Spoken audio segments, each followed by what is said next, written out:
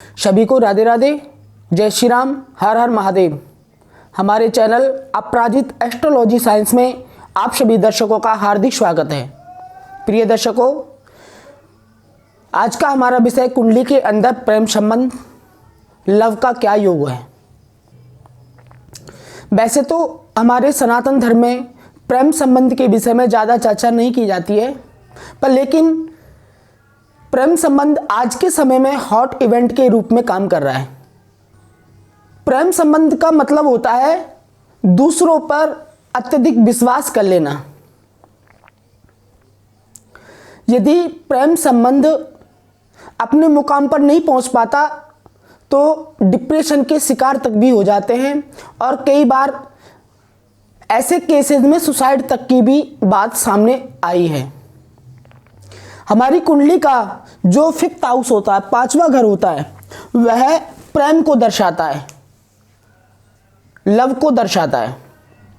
कुंडली का पांचवा घर, जब पांचवा घर 11वें घर के साथ कनेक्ट हो जाए, पांचवा घर जब 11वें घर के साथ कनेक्ट हो जाए तो वहां पर वह प्लूटोनिक लव बनाता है। पांचवा घर 11वें घर के साथ कनेक्ट हो जाता है तो वो प्लूटोनिक लव बनाता है। प्लूटोनिक लव एक हेल्दी रिलेशनशिप को भी दर्शाता है। इसमें कोई स्वार्थ वाला विषय नहीं होता है, जैसे माँ बेटे का प्यार, भाई बहन का प्यार, स्टूडेंट टीचर का प्यार। ये एक हेल्दी रिलेशनशिप को दर्शाता है। कई बार यदि लड़का लड़की के बीच पांचवा और 11वां घर कनेक्ट है, यानी प्लूटोनिक लव उनके बीच में कनेक्ट है, तो एक लॉन्ग कमिटमेंट भी हो सकती है। शादी करने तक की भी लॉन्ग कमिटमेंट भी हो सकती है।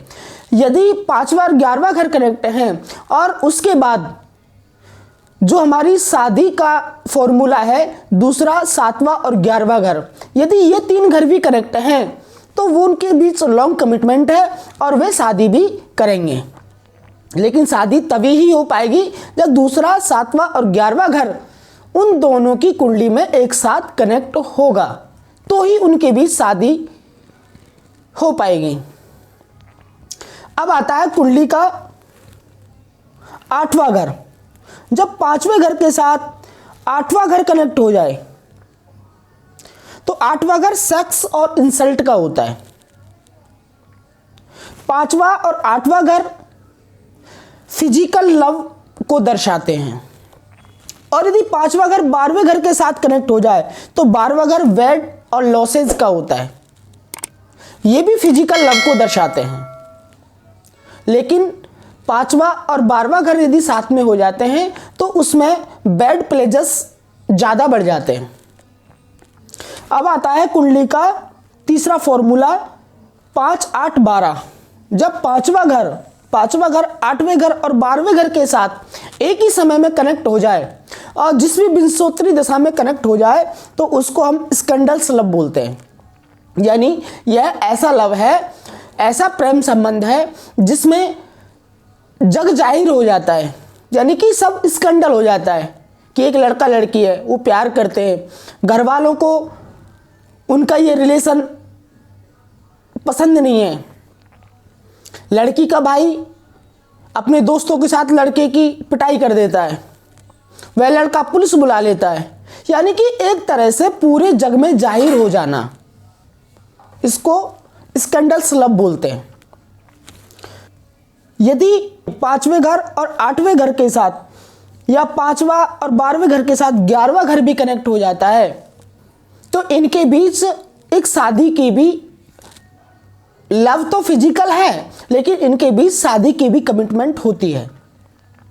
यदि 5वें घर के साथ 8वां और 12वां घर और साथ में 11वां घर भी कनेक्ट हो जाए तो लव फिजिकल तो है लेकिन उनके बीच शादी की कमिटमेंट भी होती है कि वो शादी करेंगे, इस तरह की कमिटमेंट होती है। और उसके बाद यदि दूसरा, 7वां और 11वां घर कनेक्ट रहे तो उनके बीच शादी भी हो जाती है। वह शादी का वीडियो हमने अभी कुछ दिन पहले, शादी का वीडियो हमने कुछ दिन पहले ही डाला है, तो आप डिस्क्रिप्शन में जाके वो हमारा वीडियो देख सकते हैं। और यदि विंशोत्तरी दशा के अंदर मरकरी बुध मौजूद है, बुध की महादशा, अंतरदशा या प्रथम दशा मौजूद है, तो उनके बीच में या तो कोई एक छोटा होगा या मल्टीपल अफेयर होगा। यदि जुपिटर बुध विंशोत्तरी दशा के अंदर है तो एक समय में 2 अफेयर हो सकते हैं। यदि राहु केतु शनि विंशोत्तरी दशा में है तो आउट ऑफ कास्ट अफेयर या आउट ऑफ कास्ट मैरिज उनकी होगी।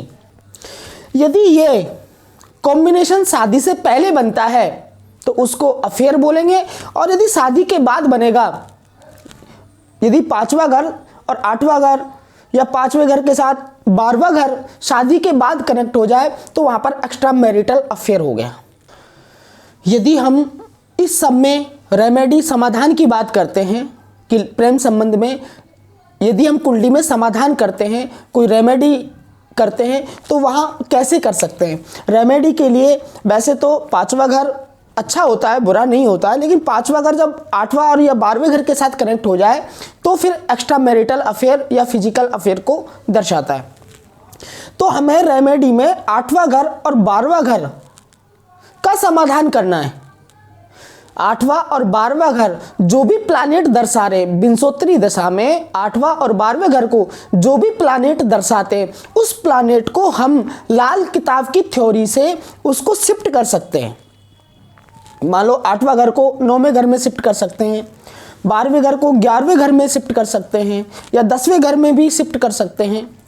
तो वो लाल किताब की थ्योरी से ही हो पाएगा, और जब कुंडली सामने होगी तभी हो पाएगा कि वो कौन सा ग्रह है।